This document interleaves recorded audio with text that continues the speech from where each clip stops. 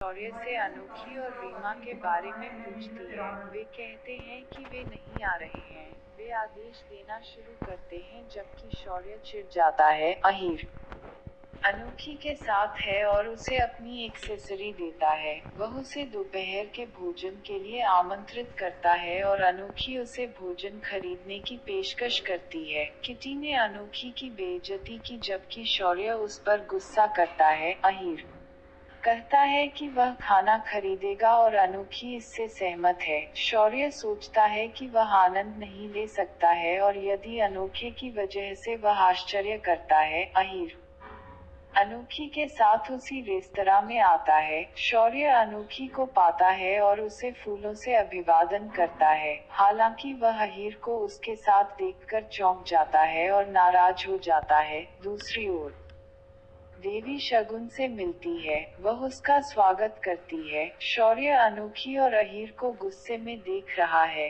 शगुन पूछती है कि उसे कैसे पता चला कि वह भारत में थी। देवी कहती हैं कि श्रीमती सबरवाल नहीं बल्कि शौर्य की बादी माँ उनसे मिलना चाहती हैं। एक छात्र शौर्य को उग्र पाता है और सभी उसे उसी के लिए चिढ़ाते हैं। देवी कहती हैं कि उनके बीच अभी भी कुछ बाकी है। जो कुछ भी हुआ उसे शगुन याद करती है। वह कहती है कि अब उनके बीच कुछ भी नहीं है। देवी कहती हैं कि शौर्य अभी भी उससे प्यार करता है और उसके लिए उसकी भावनाएं हैं। शौर्य छात्रों का कहना है कि वे दूसरे रेस्तरां में जा सकते हैं और वे सभी सहमत हैं। वह उग्र होकर निकल जाता है। शगुन पूछती है कि वह उसे क्यों कह रही है क्योंकि वह पहले से ही आगे बढ़ चुकी है। शगुन कहती है कि उसके लिए आगे बढ़ना आसान नहीं है। देवी कहती है कि वह अभी भी उसे याद करती है और कहती है कि अभी भी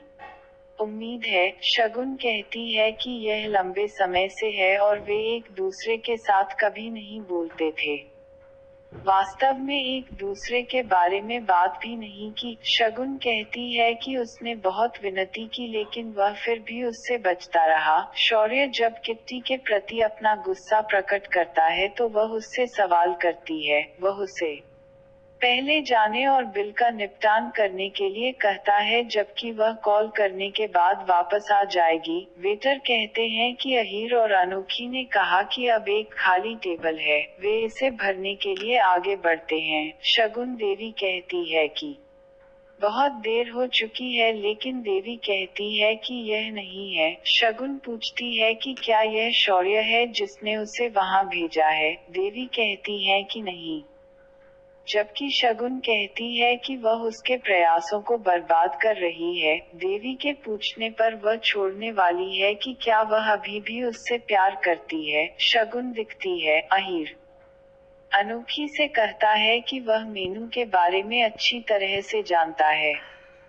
और उससे पूछने के लिए कहता है कि वह क्या चाहती है। शौर्य वहां आता है और अनोखे को आश्चर्य होता है कि वह उसका पीछा कर रहा है। शगुन कहती है कि अगर वह उससे प्यार करती है तो उसका कोई फायदा नहीं है। वह कहती है कि वह अपना पूरा जीवन उसके साथ बिताने के लिए तैयार थी जबकि उसने अपनी पीएचडी पूरी करने के लिए केवल 2 साल का समय मांगा था। शगुन कहती है कि देवी इसे अच्छी तरह से जानती है क्योंकि खा भी इसके खिलाफ सबसे ज्यादा थी। वह कहती हैं कि उन्हें विश्वास था कि यह एक बड़ा अपराध है। देवी कहती हैं कि शौर्य कभी भी अपनी भावनाओं को व्यक्त नहीं कर सकता। वह पूछती है कि क्या वह कभी चिल्लाया या उस पर गुस्सा किया। शगुन दिनों की समस्या है क्योंकि उसने कभी उसे रोकने की कोशिश नहीं की। देवी पूछती है कि क्या उसने रोक दिया तो वह रुक जाएगी। अहीर उसे देखकर शौर्य को ताना मारता है जब वे दोनों एक दूसरे पर अपमान फेंकते हैं।